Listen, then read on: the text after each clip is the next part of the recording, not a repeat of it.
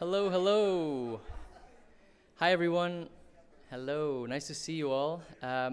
Thank you for being here on such a beautiful Tuesday evening. My name's Jorge Amigo. I'm the head of cultural programming here at VPL.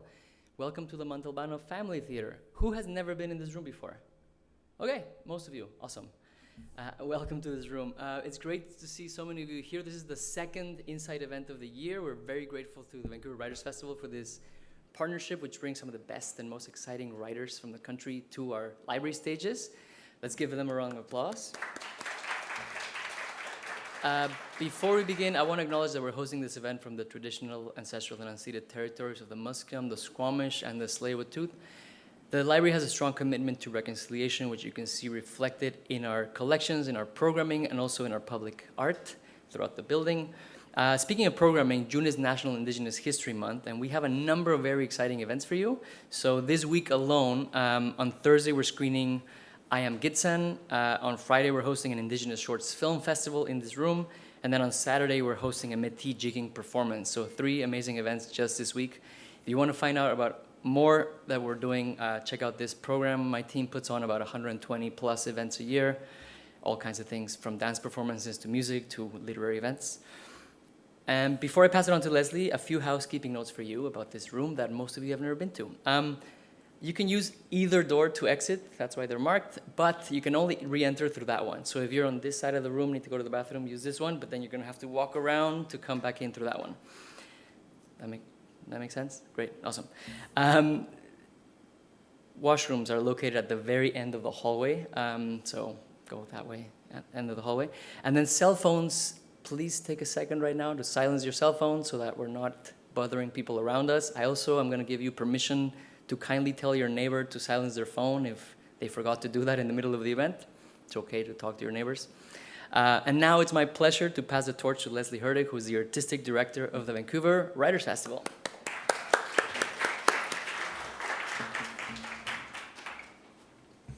Thank you, Jorge. Good evening and welcome to you all, and welcome to those of you watching from home as well. We are delighted to be working tonight with the Vancouver Public Library to help celebrate the BC and Yukon Book Prizes. And specifically tonight, a few of the shortlisted authors and books from the Jim Deva Prize for Writing That Provokes.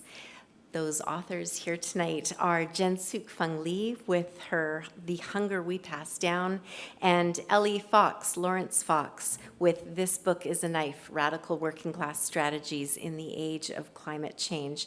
And we're also going to hear tonight from Ruby Smith Diaz, the author of Searching for Serafim, The Life and Legacy of Serafim Joe Forte. And they are joining us tonight via video, which we will get to a little later on. Thank you to all of the publishers and the independent booksellers who help us sell these titles, and to the wonderful folks at Black Bond Book Warehouse who are here tonight selling copies of these 5 shortlisted books. But I know that Black Bond Book Warehouse also celebrates BC and Yukon Book Prizes by representing all of the shortlisted authors across all of the different categories, so do check those books out as well. For those of you who are new to Incite and to the Vancouver Writers Fest, this series runs quarterly throughout the year. Please consider signing up for our newsletter so that you can learn more about our programming later this fall, including our next Incite event, which will happen on September the 9th. That seems like a ways away, but I don't think it actually is that far away considering how quickly time is moving. Just a note about the shape of the event here tonight. Megan is going to be talking with Jen and Lawrence for about 50 minutes or so, and also we will have that video message from Ruby. And then following the event, the authors will be available to sign copies of their books. We are fortunate to have Megan Cole with us here tonight. She's the executive director at the BC and Yukon Book Prizes. Megan has worked as a journalist for community newspapers, CBC Radio, and the Canadian Press. Her creative nonfiction has appeared in multiple publications, including The Puritan, Invisiblog, Untethered, Hungry Zine, Chatelaine, and Fiddlehead. Thank you, Megan, for making this journey here. Megan's been on the road to support BC and Yukon Book Prizes. I'm sure she'll tell you a bit more about that, but please welcome Megan Cole.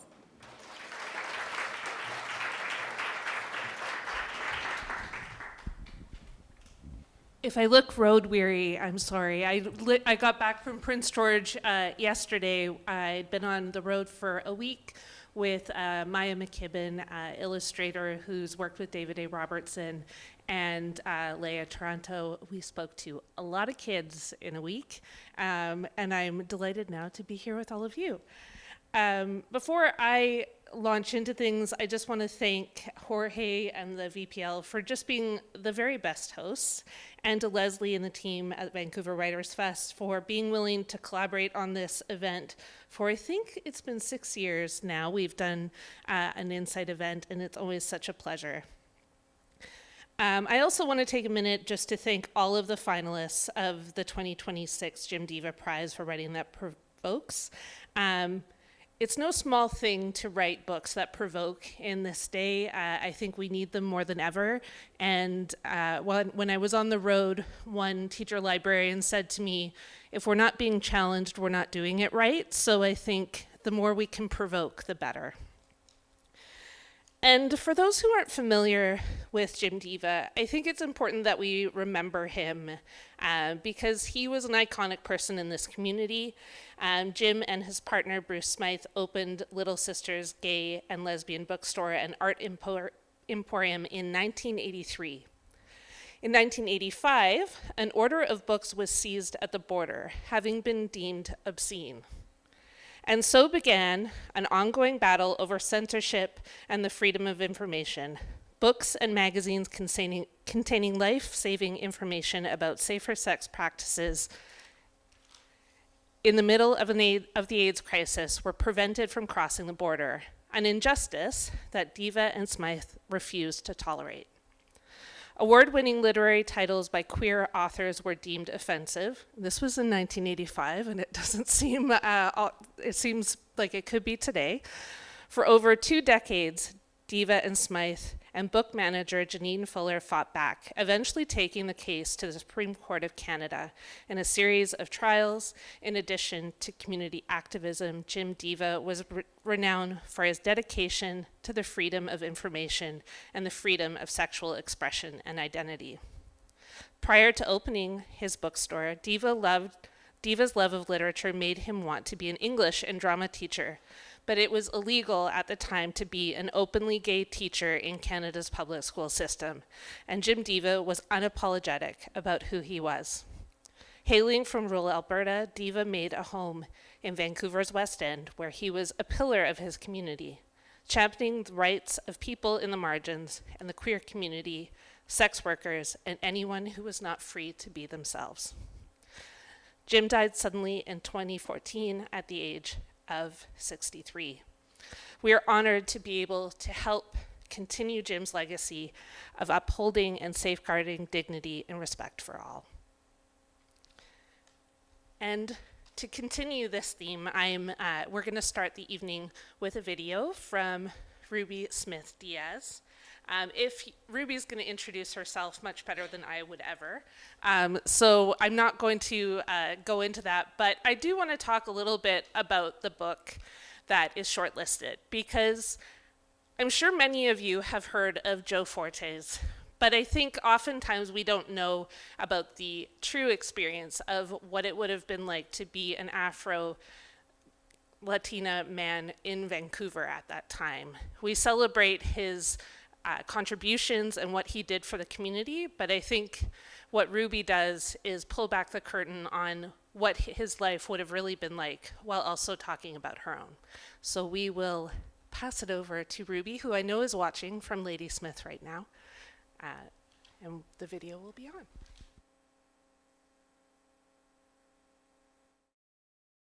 Diaz. I'm an Afro-Latina person residing on the unceded territories of the Stamenis peoples who have been here since time immemorial. I am joining you more specifically from the town colonially known as Ladysmith on Vancouver Island, so-called Vancouver Island. And my heritage comes from 2 places in the world. One of them comes from Jamaica, specifically from Maroon African heritage, and also from Chile, from Walmapu territories, and Mestizo Spanish heritage on that side. Now, What I'm here to share with you today is part of my story, and that's also the reason why I introduced myself in the way that I did, for you to know who I am so that you can also maybe see a mirror of yourself in me or portions of my story that I might share. I also share these portions of my story because they shape who I am today.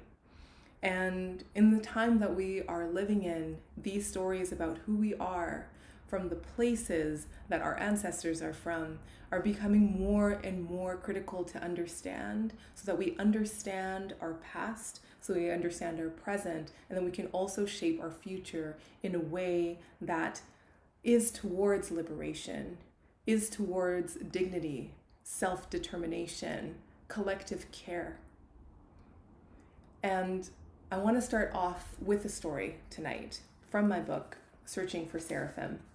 And in this book that was released just a little over a year ago, I talk about the life of Serafim, or Joe Fortes, who was Vancouver's first lifeguard.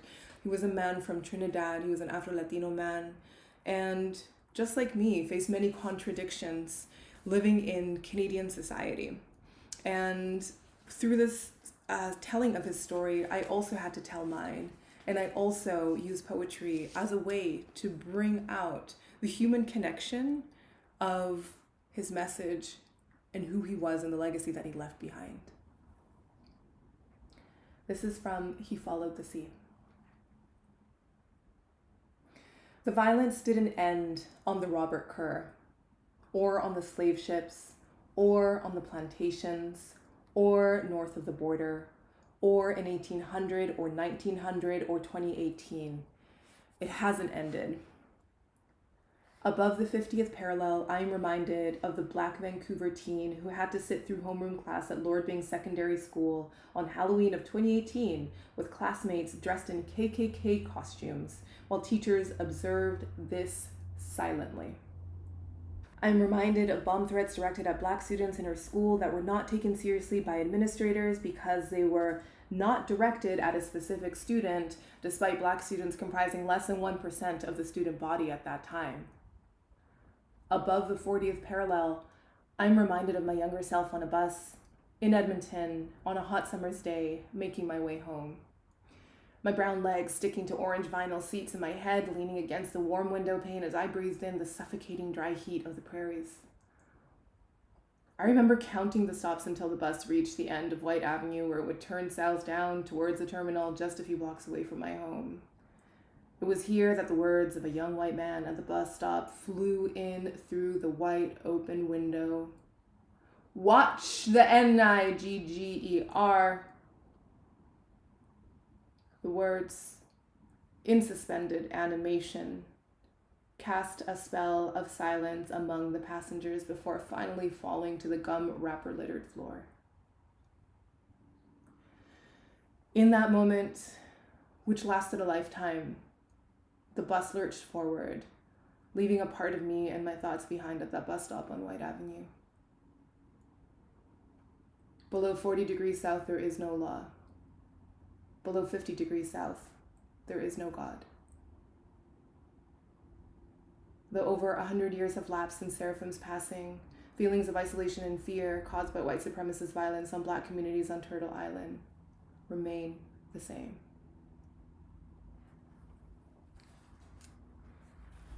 And that brings us here today.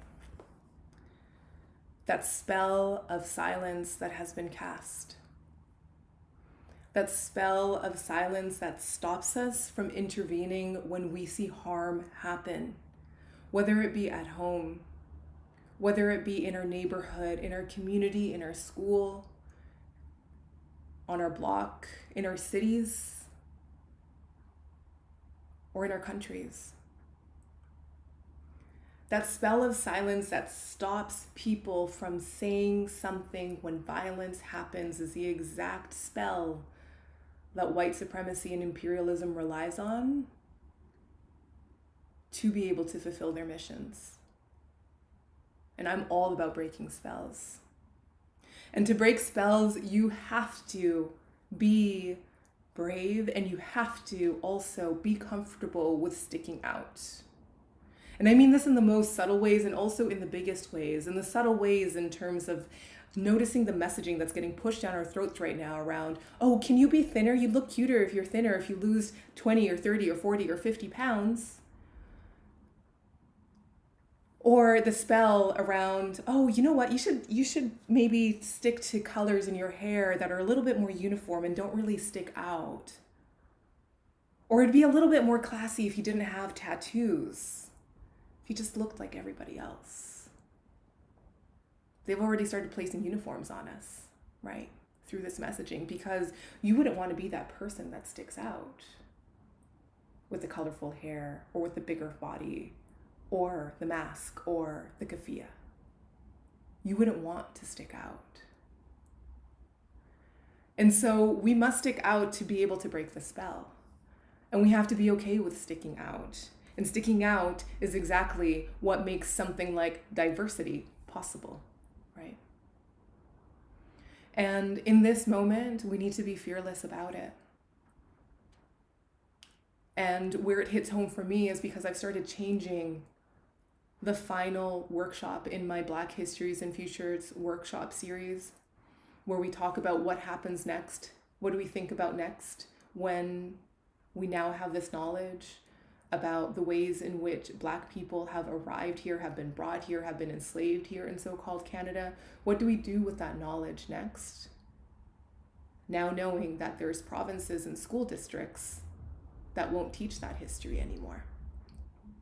Now knowing that there's certain parts of the country in the United States where you'll get fired if you teach that history.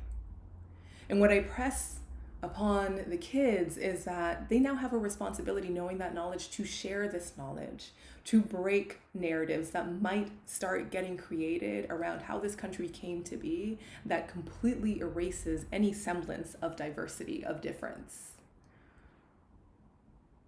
And there might be a day where I am not able to teach that history anymore if things continue the way that they are going now. This book might get banned. And I think it's important for them to understand that these are just not rhetorical ideas or questions or possibilities. These are things that happen in our bodies, on our flesh, that we live and that we can also resist with. So that's what I present to you today, is let's break this spell of silence and let's take action together. Thank you.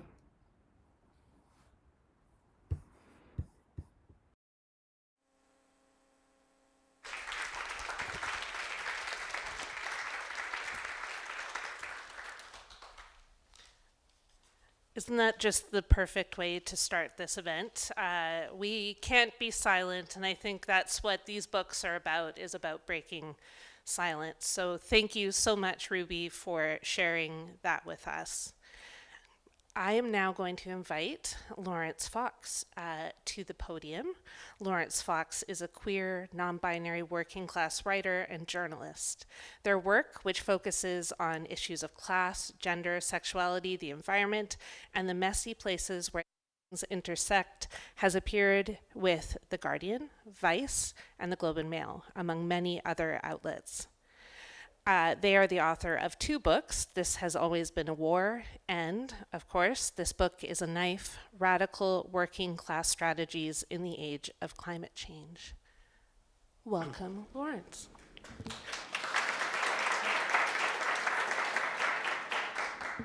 Hello, everyone. I'm Lawrence Fox. Thank you so much for having me here. I live in Whitehorse full-time, also known as Kwanlin, traditional territory of the Kwanlin First Nation and Tonquitchon Council, many members of that community of whom I am very honored to work with on a regular basis in my day-to-day day job. I'm very grateful to get to be here with Jen and to have Megan include me in this event. It's always lovely to get to come down where it's nice and warm.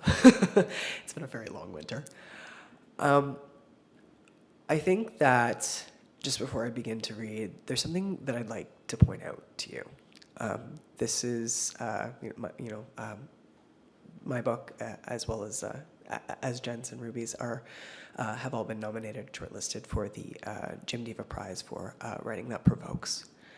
And I think that something that is worth noticing here is that the three people you have in this room with you, one virtually and two in person, are two women of color and a working class transmasculine person. And, if you were to follow the rhetoric that we're being fed every day, that would be DEI. That would be, because we're somehow selecting for that. I don't think that's what that is. I think that that is implying correlation and where there is causation where there might be correlation, when in actual fact, it's because we have the most to lose. And we want things to be different in a way that people who don't belong to the outside groups maybe aren't as interested in. And I think that it's really important to think about that when you are being challenged by books. I think about it when I'm writing my books. My work is angry, and it has teeth, and it does not care if you like it. I don't care if you're upset by what you read, because I know it's true. And I have backed up and fact-checked every single thing in this book. This has a very comprehensive works cited, and this book is the only working class queer climate crisis book I could find anywhere written by someone who actually lives in the North. And I think that's important. And so I'm going to read you a short section here, and I'm going to tell you now that there are swear words in it. And I am not going to edit them out, because part of the reason I am as vicious and aggressive and sharp in my work as I am is because, as I have noted, we are looking at work by people who come from communities that have traditionally been oppressed. And as a white person in those communities, whether we like to acknowledge it or not, I have an ability to say things with my voice as a white person that I would not get to say if I were a person of color. And with more safety than a person of color would have. And I owe it to my community as a trans person and a queer person and an ally, because one of the beautiful things, this is Pride Month, let's remember that, one of the beautiful things about being a queer person is that we overlap communities. If you are an Asian person or a black person or a person from India or pick a thing, some of yours are some of mine. And that means that I have to use what power I have to make as much space as I possibly can. So there's going to be some cursing in here, sorry. So this is an excerpt from an essay in this book called Let This World End. And it's basically talking about the 5 epochs of the 5 previous apocalypses that have occurred over the long span of human history, of Earth's history. The most significant of which was in the Precambrian period, which is known as the Great Dying. And it was directly related to the increase of carbon emissions into the atmosphere, and is remarkably and very uncomfortably similar to what we are experiencing now. What makes this climate crisis so remarkable isn't its similarity to past climate events, but its differences. Our climate crisis, the Holocene climate crisis, isn't being caused by external, unpredictable natural forces. It's not being caused by an asteroid impact or novel plant systems or volcanic activity or ocean acidification or altered bacterial biomes or even a goddamn alien invasion. It's the direct result of something we, human beings, supposedly the smartest species ever to walk this planet, not only did, but are actively continuing to do. What we are doing is burning fossil fuels. Except that fossil fuels, in and of themselves, aren't actually the problem. Fossil fuels, which you can hold and quantify, which are very much real and part of the world, are not actually the root cause of the climate crisis. The problem here is that, with the way that we as a species currently do business on this here blue and green space rock, we can't stop burning fossil fuels. Not without a total economic collapse and social implosion that would come with it anyway. The Industrial Revolution, which kicked off what we think of as contemporary capitalist culture in the West, may have begun with steam power, but that steam was generated by burning wood or coal. Later, we moved to oil and gas, but the humble hydrocarbon has always been the foundation upon which this empire of longing and greed was built. Which means the real root cause of the climate crisis that's pushing us toward a sun-scorched, carbon-soaked catastrophe isn't fossil fuels or carbon emissions, it's capitalism. Which makes this the absolutely stupidest fucking ecological catastrophe in the entire 3.7-year history of life on this planet, because it's the only one that's being caused by something totally and completely fucking imaginary. The ugly reality of the climate crisis is this. Whether we do something about it and work to curb our carbon emissions and restructure our world and our relationship with it, or whether we just let the wave take us out to sea and hope as a species we can swim, there are going to have to be sacrifices, and those sacrifices are going to suck. In order to avoid looking this reality in the face, we've scrambled to find a band-aid solution that both satisfies capitalism's voracious need for ever-increasing profits and doesn't slowly keep steadily pushing us towards a future where the poor scramble for space and shade in the remaining livable cities, while a man who looks suspiciously like Charleston Heston runs around the streets screaming about the extra ingredients in your soy flakes. Which, of course, is not only wishful thinking, but stupid. You can't have your cake and eat it too, particularly not when the cake is still in the oven and the oven is cranked to broil. If you disagree that the root of this crisis is capitalism, fine, but pull that joint out of your mouth, look me in the eye, and tell me we have a handle on this situation at all. You can't. You absolutely can't, because we don't. As all the scientific, economic data, and your own two fucking eyeballs will tell you, we are not going to reduce our carbon emissions and meet our climate goals, even if it means saving the goddamn planet, because it's contrary to the interests of the economy to do so. People say the economy like it's a real fucking person. People say the economy the same way they say, well, you know, your Uncle Bill, you just can't upset him, you know he's got a bad heart. People say the economy when what they really mean is capitalism. Capitalism, just so we're all clear here, isn't actually real. Even though we behave as though capitalism is a tangible, living, breathing thing, something we can hold, something we can touch, it's not. We could all, tomorrow morning, just get up and collectively decide not to do capitalism anymore because capitalism doesn't physically fucking exist. It's ideological. It's imaginary. We made capitalism up. And if we don't unmake it, it's going to unmake us. To return to our earlier rather pressing question, is human-caused global warming going to end the world? If by end the world, you mean the mass extinction like the end Permian, I honestly don't know, and I don't think anyone does. We do know, however, that at this time we are experiencing global warming due to increasing greenhouse gas emissions and that these conditions are very similar to those that kicked off the Great Dying. We also know that we're going to continue to see more and more accelerated warming as we continue to produce these emissions, which we seem inclined to do. Many scientists believe, based on the alarmingly high and steadily increasing rates of extinction, we're already seeing that we may very well be at the start of a sixth mass extinction event named the Holocene extinction because it's being caused quite directly by us, or more specifically, our slavish devotion to capitalism and the way of life created for us by it. That's the true power of capitalism. We become so integrated into the system and the world capitalism creates for us that we can't imagine another way of living. We have been conditioned to accept capitalism as the natural baseline for reality. Like the simulation in The Matrix, capitalism is a group delusion, one forced on us, so universal we don't even know it is a delusion anymore. It's possible to unplug ourselves from it, but that means accepting a frightening new world, which is precisely where we find ourselves in this impossible predicament. In the midst of a climate crisis caused by burning fossil fuels, but unable to stop burning them without completely abandoning a way of life which, while uncomfortable in its familiarity, parasitizes us, feeding on our energy even as it saps our freedom and humanity, turning us into little more than meat vessels whose sole function is to generate capital.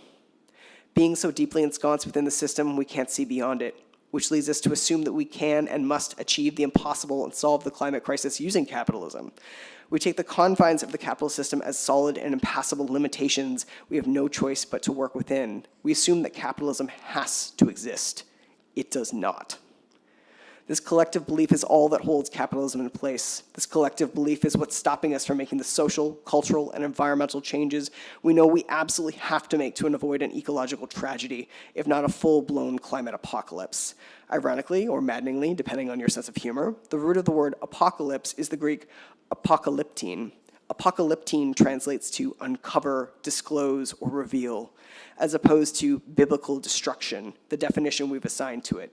The contemporary usage of apocalypse is actually relatively new, before the 1800s. The more general meaning of the word in Middle English was insight or vision. In this sense, then, we are not only moving towards an apocalypse, we must bring about an apocalypse. The apocalypse of capitalism. To save ourselves from a fevered, hungry, sun-blown future of our making, we are going to have to begin again and imagine together a new way of doing things. To survive, let alone to stop the climate crisis, we are not only going to have to give up capitalism, we have to burn it down to its very foundations, salt the earth where it stood, and walk the fuck away. To ensure there is a world in the future, we're going to have to end the world we live in. That's terrifying. I know it's terrifying. But what if the new world we create is better than the world we have today?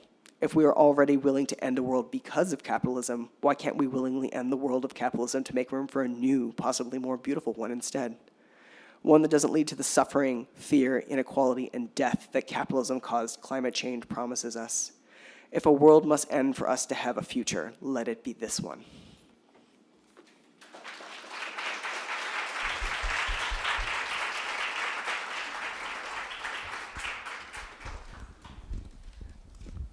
Before we invite Jen up, I wanted to ask you a more specific question to your book. And I have read both your books. I reviewed your book, your first book, and I like the anger.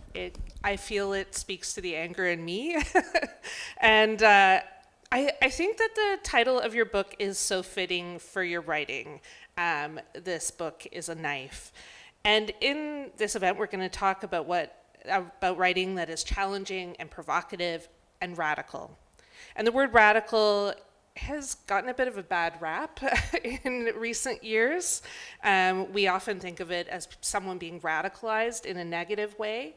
And I wondered if you could talk a little bit about why being radical matters to you in your work, and what you hope people will get out of radical writing, why we need radical writing and reading.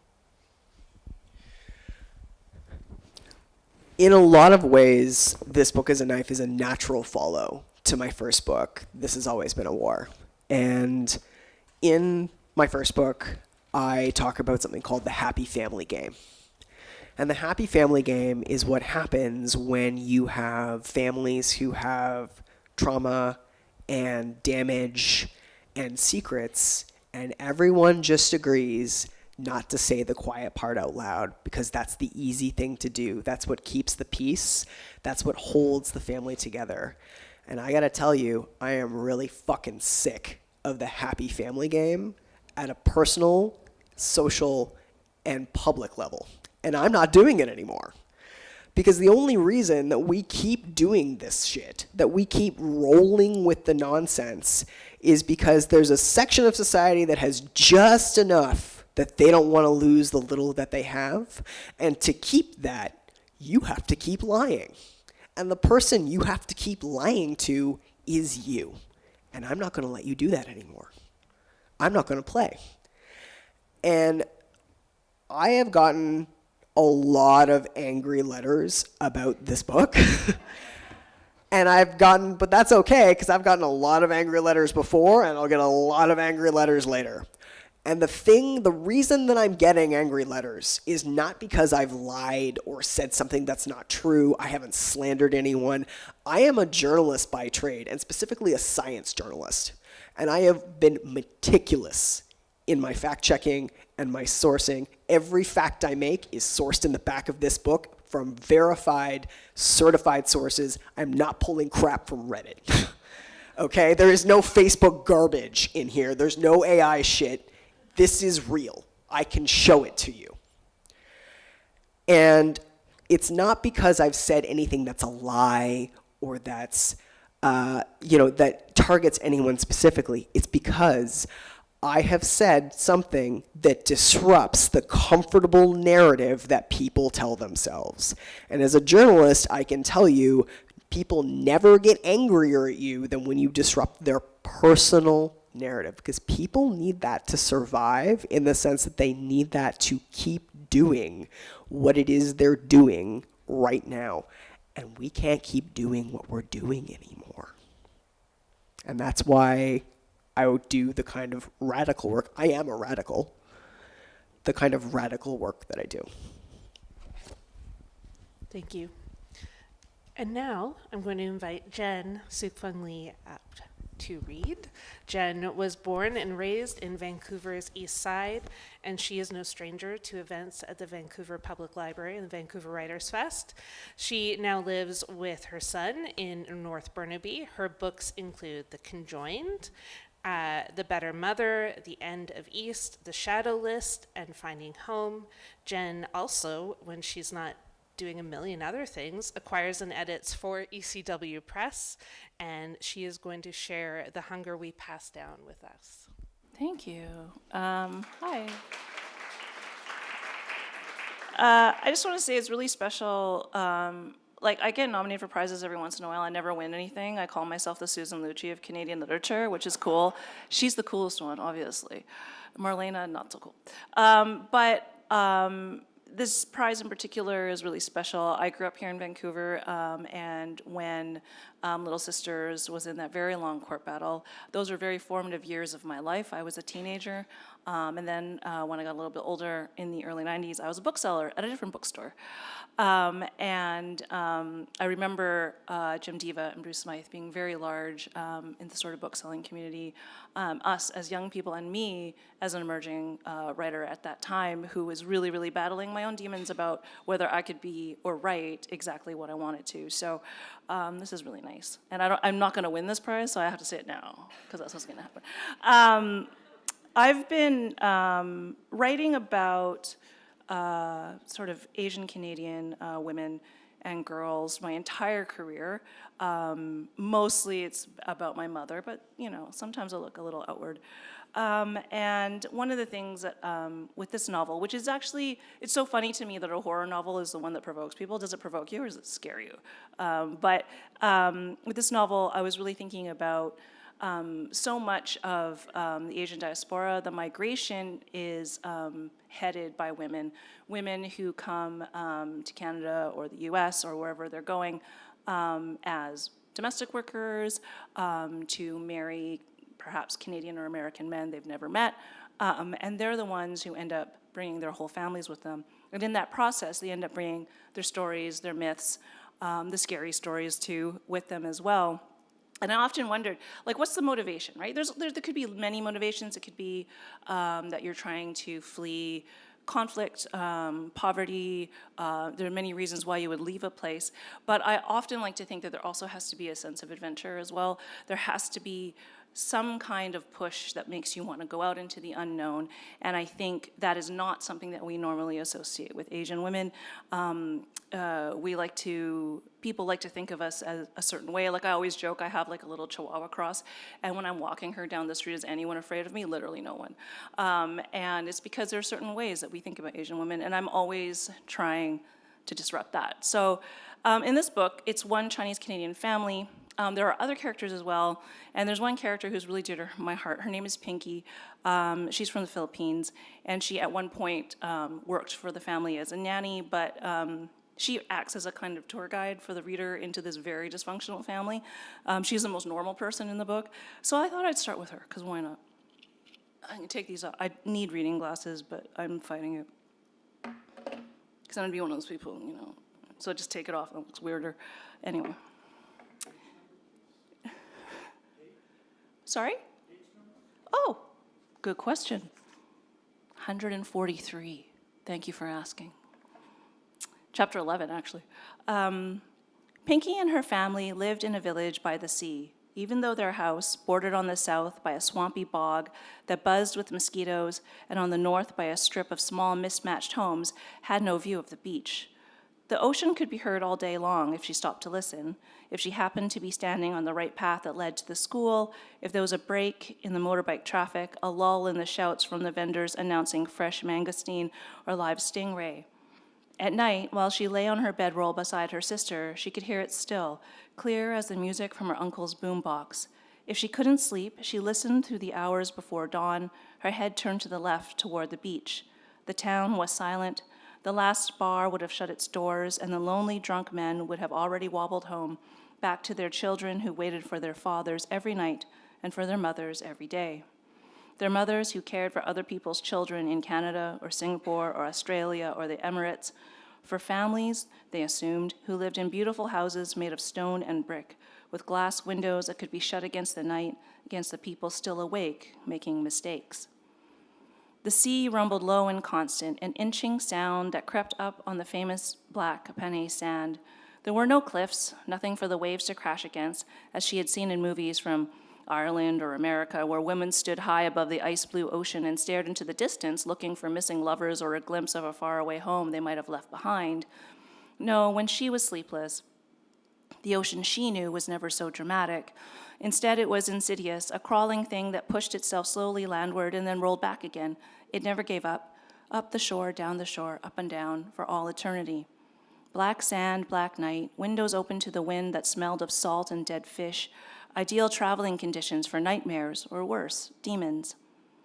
Aswang, her grandmother used to tell her, came from Capiz province, from the shadowy banana groves and the flat black beaches, from the ashes and the coal-burning stoves and the spaces beneath the stilted houses, from the small towns accessible only via dirt roads to the open-air markets of Roxas City.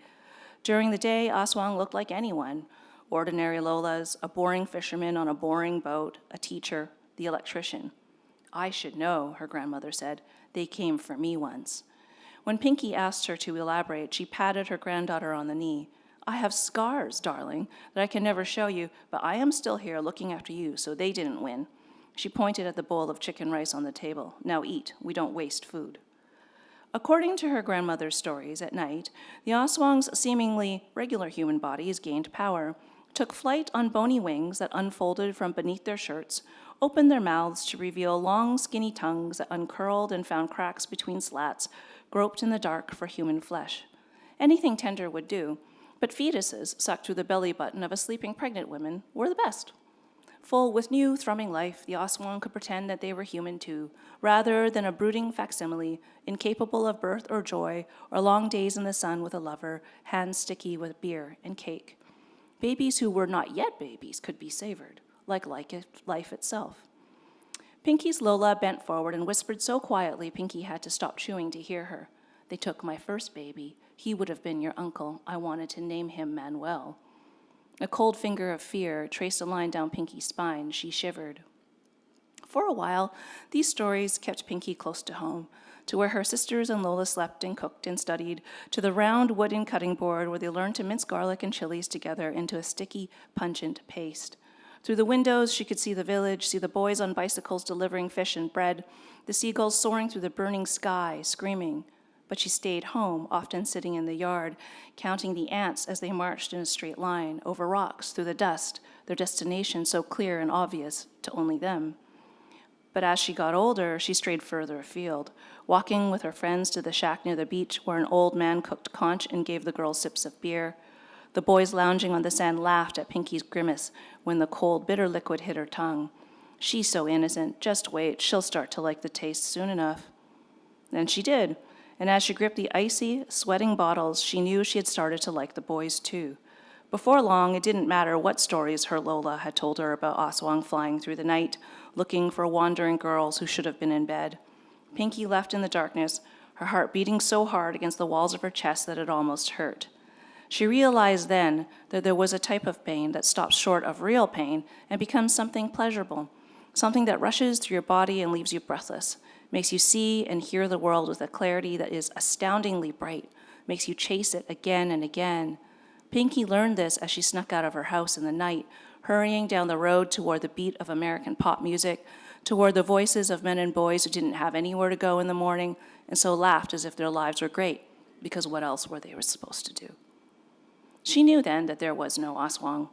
There were only the fictional stories of Aswang designed to keep girls like her, girls with a wildness inside their bodies, girls who would have beat the walls of their homes with their fists if they dared, girls who listened for the right wind on the right day so they could smell the rest of the world on a breeze, afraid and compliant and safe. The myths were a prison. Pinky knew that now, and she hated it. Thank you.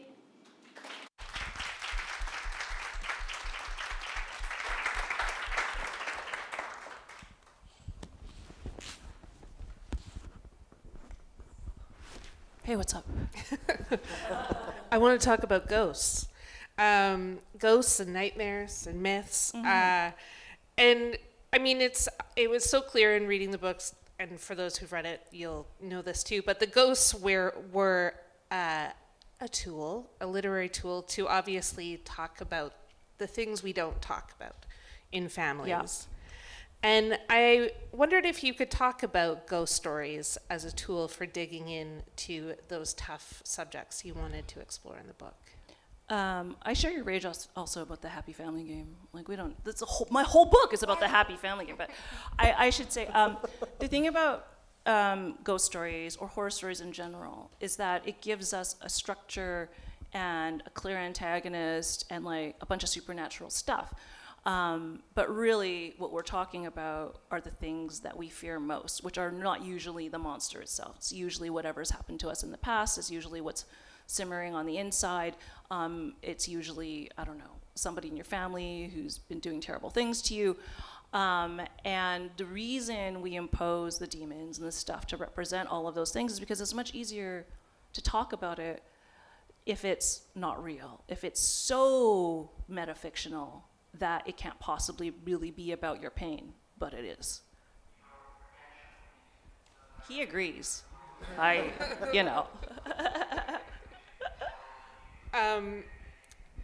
going to move into a little bit of a conversation with the both of you now, but it's interesting, like Jen, you said, is it provocative or scary? And then Lawrence, you're getting angry letters, but I'm a person who doesn't mind a challenging book, and I often find myself like yelling at a screen when someone's like, "Oh, I had to put it down. I couldn't see myself in the characters or whatever." And I get that we want to find comfort and familiarity in a book, but I also think we're at a point where we need to be challenged, and maybe we've been challenged for too long and people want to just read heated rivalries. I understand. But what would you ask a reader to consider when they're being challenged by your work and feel they want to put it down? I mean, I think the more interesting choice is to run toward your discomfort. Mm-hmm. And I think that in doing so, there are so many more potential rewards at the end of it, so much more deeper understanding. With this book, I've often think to myself, like, it's for the person who knows a family like this or who has seen these characters before. Maybe you work with a woman like that. Maybe you go to school with a teenage girl like that, whatever it is. And my book is for that person who's ever asked, what is their story, right? Mm-hmm. Like, maybe it's somebody who doesn't talk too much. Maybe it's somebody who doesn't share a lot of personal stuff or whatever. And I think pushing through that discomfort is the only way to make sure that the bad shit doesn't happen again and again and again and again. So much of this book is about intergenerational trauma. Every family has deep and horrible intergenerational trauma. I mean, if CanLit has taught us anything, it's that white Canadians, for example, their grandmas keep a lot of secrets in that lockbox under the Adirondack chair, right, on Georgian Bay. But when the call of the loon occurs. So every family has these things, and what I'm asking readers to do is to consider that is the same for the families you may not know well enough yet, but it's all the same pain in many ways, except for the systemic, racism and all that, and global south versus global north. I mean, I could go on, but yes. What about you, Lawrence? What do you hope readers will think when they're being challenged? I don't really care what they think. I think about this problem a lot, and because I read widely and extensively. I probably power through 2 to 3 books a week. Really? As audiobooks are reading. As a working class person, I would never be able to read the amount of books that I read if audiobooks did not exist. I'm probably the only person around that you will ever meet that would listen to the history of Ebola on a marathon trail run, but I'm that guy. So this is the thing. What do you mean you don't see yourself in this? Are you a person? If this is a book written by a person with person feelings, are you a pod person? Like, are you secretly a replicant? Like, what is happening? And what do you mean when you say you don't see yourself? If I only read books in which I saw people who were exactly like myself, I would need to find books by white, trans-masculine, working-class people who live in the North, and I gotta tell you, I think I might be the only person who's writing that. So my repertoire would be really limited. And the reason I don't care, because when you tell me that you don't see yourself, so I'm sorry you're not interested. One, if I read a book and I think it's challenging, even if I hate it, I make sure I read it so that I understand this alternative perspective, even if I strongly disagree. And 2, I don't care because you're a coward. You want comfort. You want comfort? Read all the heated rivalry you want. I personally don't get it. Not my cup of tea. But if that's what makes you happy, read that. But when you are reading to read, and by which I mean you're not reading for comfort or ease. You're not reading for a timeout, and it's okay to do that. God knows I have The Simpsons on a loop. When you're reading to explore, to learn, to expand, and you're like, oh yeah, that didn't feel like something that I've already had before. That's not the Big Mac of my drive-thru. And you put that down because it's not you. Why are you reading in the first place? That would be my response to that question. Was that Ebola audiobook motivating for you when you're running? You're outrunning Ebola. Weirdly, yes, actually. Okay. Mostly because I'm just in the zone thinking about filoviruses. I don't know. I'm a weird dude. Going into a bit more of that kind of escapist reading, which we all need that. There needs to be balance. There needs to be Simpsons and Big Macs in our literary diets. But there's often enormous pressure to write hopeful stories, healing narratives, a story with a happy ending, which I always bristle at. And obviously we need that art to escape, but why is a provocative book still necessary, and what can it do that a gentler narrative can't? I like you're both looking at me I do. Well, I think the thing is, if we think about the pieces of art that define our lives, and, you could say, what are your top 5 movies that you love in your lifetime? What are your top 5 books? What are your top 5 TV shows? For much of my life, those have been the most provocative things. So I have this joke that I make a lot, which is that, for women of my age, or people who, not just women, but people who are attracted to men, your sexual awakening came from either Top Gun and the volleyball scene, or it came from The Lost Boys, because vampires are sexy. I have said I'm only friends with people who had their sexual awakening from Lost Boys, because it was provocative, right? It was challenging, it was scary, it was all of those things, right?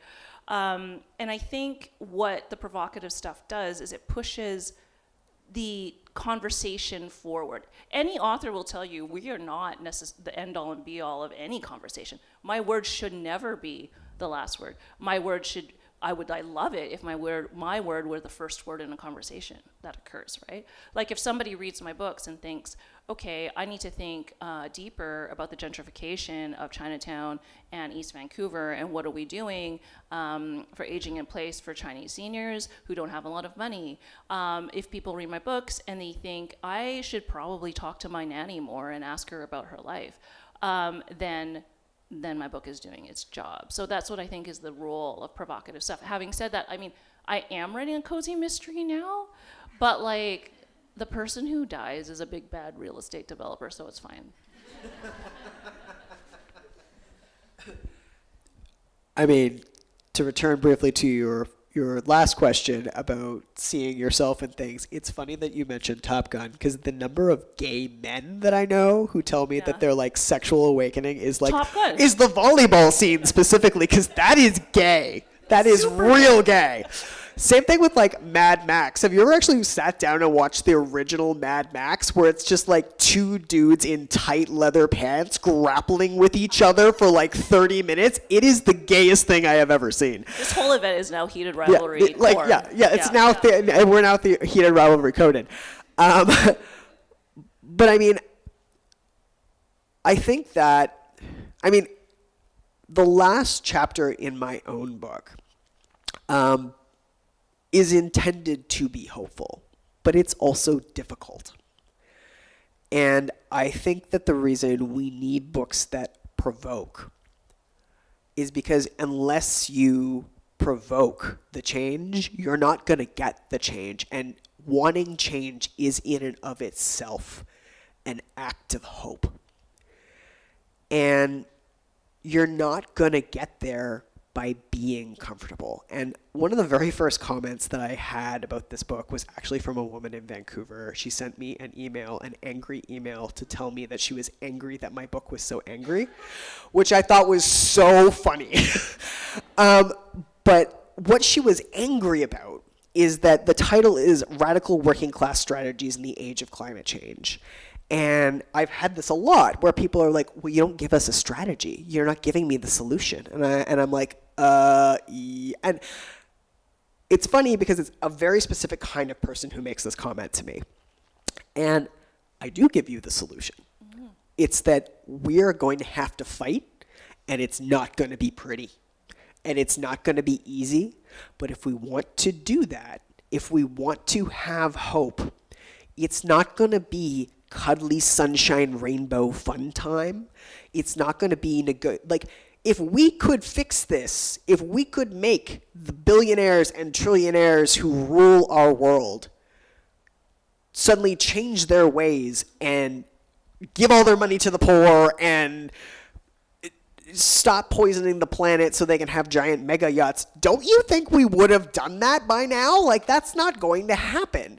It is going to be messy, and there is going to be conflict, and that is part of the hope. And you can't get to hope unless you're willing to accept that there is a cost, and that it might not be a cost you're going to like paying.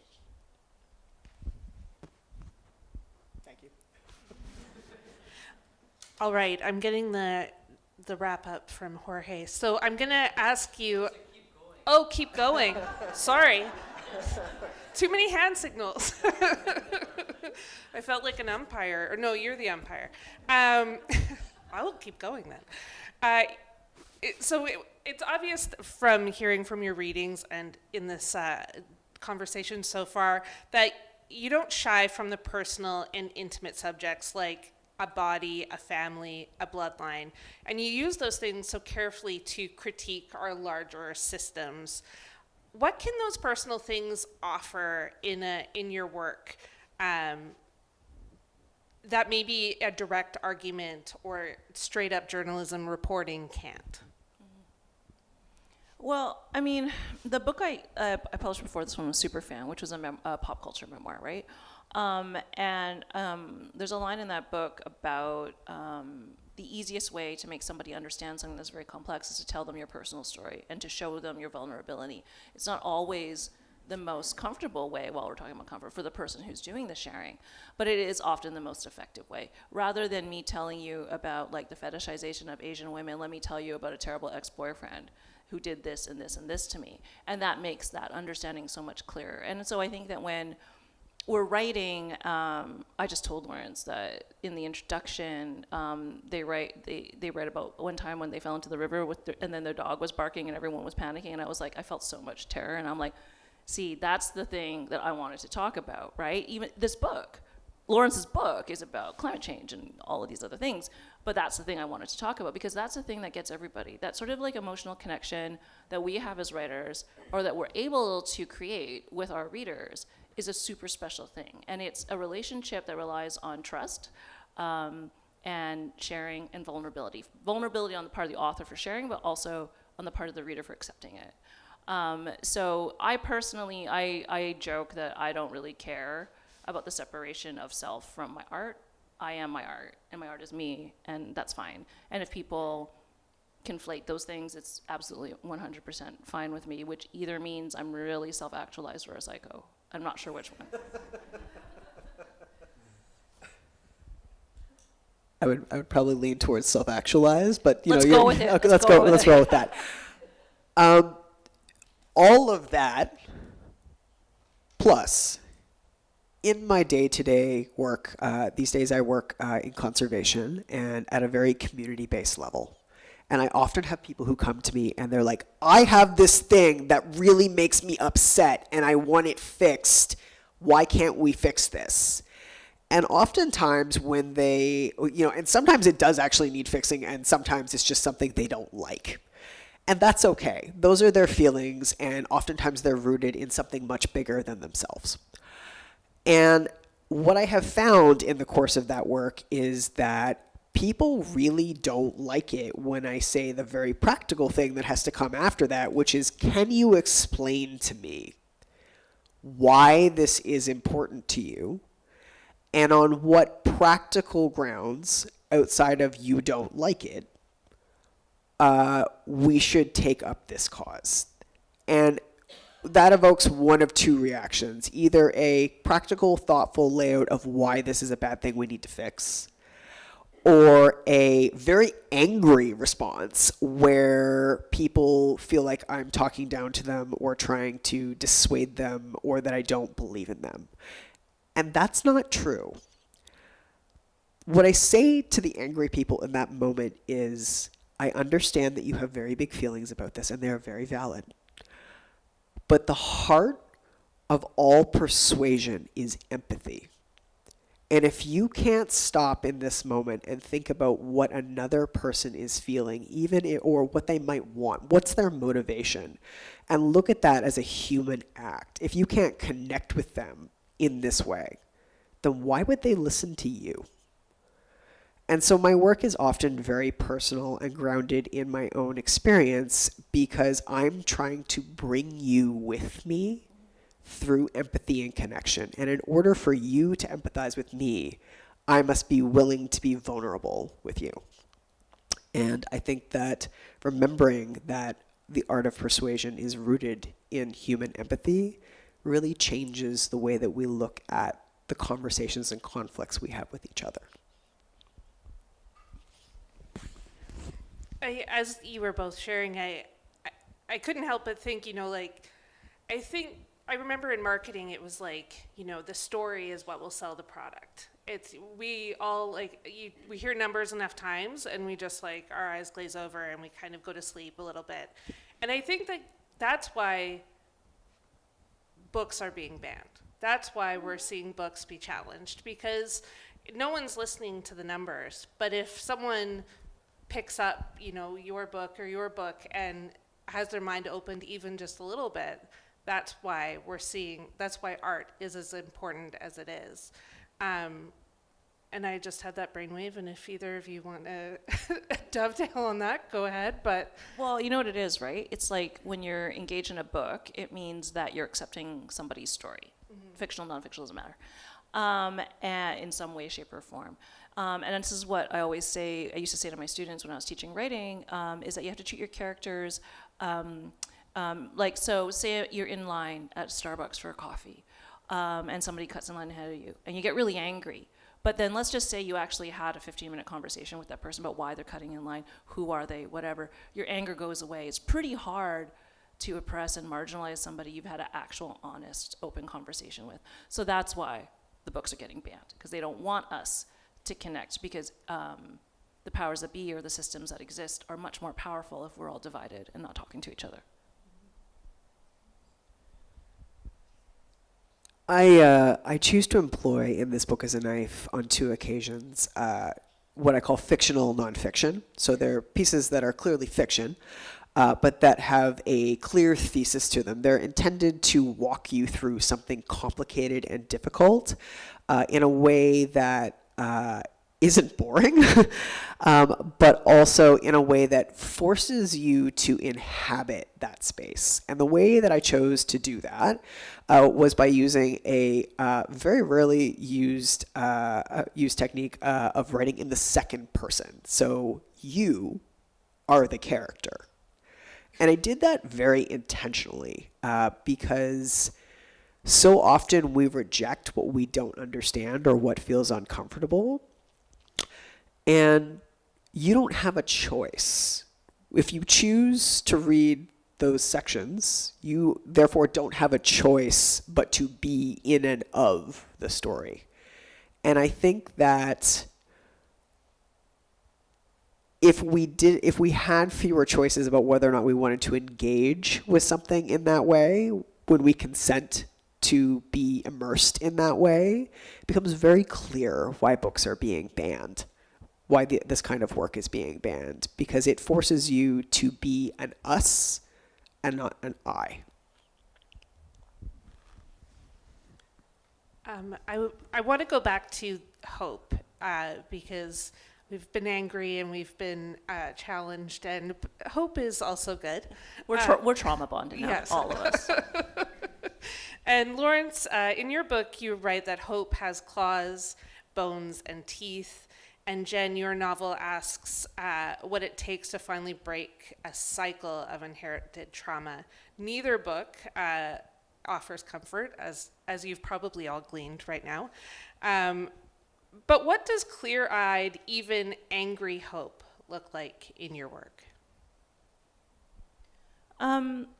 I think a lot about, when I was writing this book, I was thinking a lot about parenting.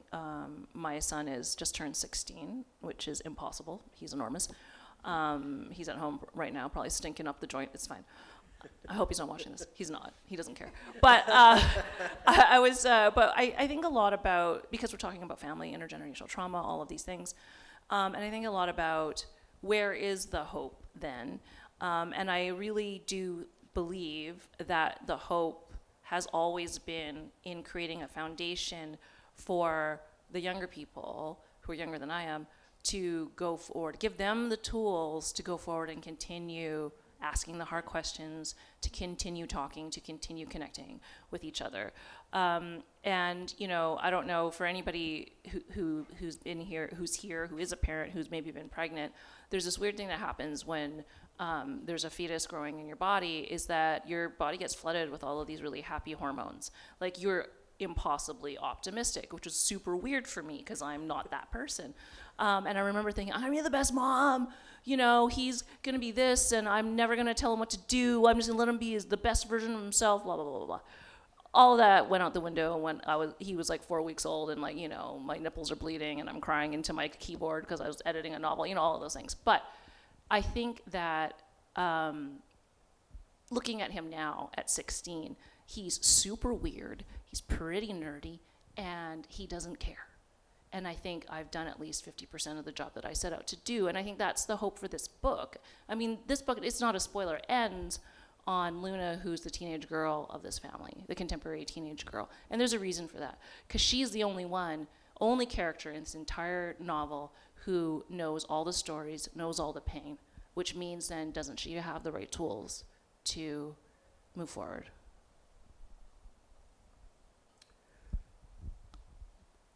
I think it's really interesting that some people walk away, and maybe in some ways I've failed as a result as a writer, that some people walk away from this book feeling like it doesn't offer any hope.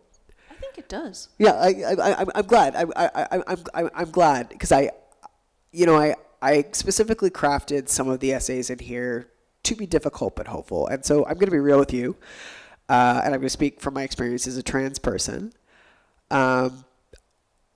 I went to a doctor and said, "Excuse me, doctor, I really do not enjoy the body that I inhabit. Could you please cut my tits off?" That is a choice that I made because I needed to make that choice for me. And that is not easy. A double mastectomy, top surgery, a double mastectomy is hard. It is weeks, if not a full year of recovery. It is very painful. And it is the best decision I have ever made for myself in my entire life. And as a trans person, I think I cannot separate difficulty and change with joy. And it was really hard. It continues to be really hard. I do hormone therapy. My voice dropped. You know what no one wants in their late 30s? Second puberty. You know what you don't want is all the 16-year-old teenage boy feelings, but you're 38.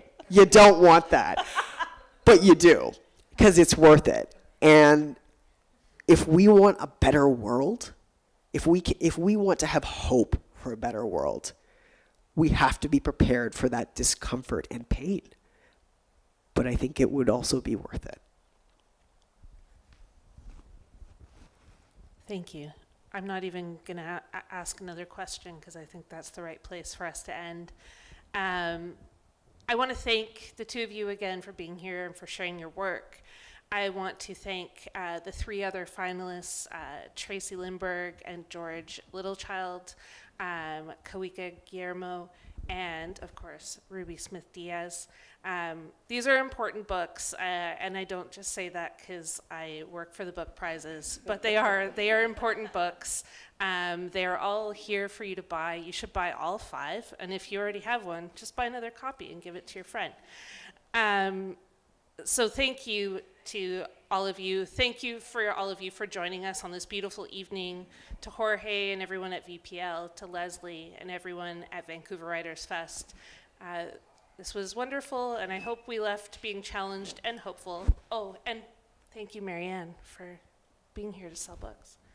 And yes, buy books or borrow them from the library. Thank you, Megan.